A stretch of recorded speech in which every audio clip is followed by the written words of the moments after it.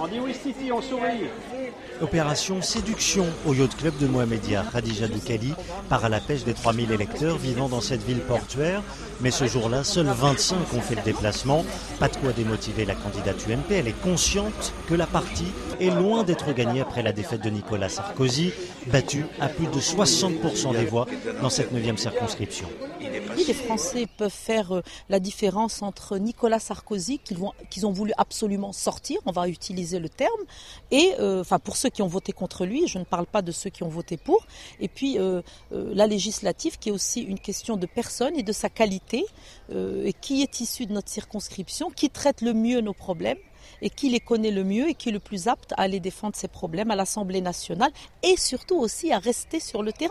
Il ne s'agit pas d'être dans sa tour d'ivoire à l'Assemblée nationale. Il faut pouvoir être sur le terrain et avoir les relais qu'il faut pour pouvoir faire remonter les problèmes des Français de l'étranger, leur trouver des solutions et les solutionner.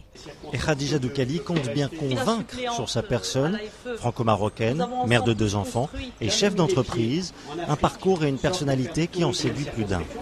Alors, ce qui me convainc plus, c'est sa proximité, sa présence, le fait qu'on puisse la rencontrer, le fait qu'elle nous envoie chaque semaine une lettre qui s'appelle Cas par Cas, le fait que je la connaisse aussi par une amie qui au quotidien se bagarre pour défendre le dossier de la kafala.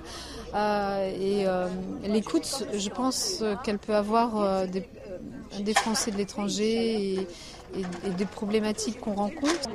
À Marrakech, c'est le socialiste Pouria Amir Cheikh qui s'active dans l'un des derniers fiefs de la droite au Maroc. Une campagne pas comme les autres, écartelée entre 16 pays. C'est vrai que c'est compliqué dans la mesure où c'est pas comme une circonscription à Sainte-Gabelle ou je ne sais pas dans quel département de la Charente où on est tranquillement dans un même département où c'est facile d'aller voir les gens, les commerçants. Moi je vais pas distribuer de tracts à la sortie de l'aéroport.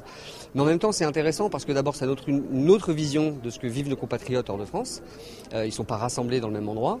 Ensuite c'est passionnant parce que ce sont des pays qui ne font que même si on parle des problématiques des Français vivant hors de France, on ne parle pas de problèmes franco-français uniquement. On est dans la politique étrangère, on est dans la coopération, on est dans les échanges culturels, on est dans les stratégies d'entreprise, on est dans les rapports entre l'Union européenne et l'Afrique. Mais ce soir-là, on est aussi dans la fiscalité, la protection sociale, la binationalité, mais surtout l'éducation. Principale mesure promise, stopper l'inflation des frais d'inscription, véritable préoccupation.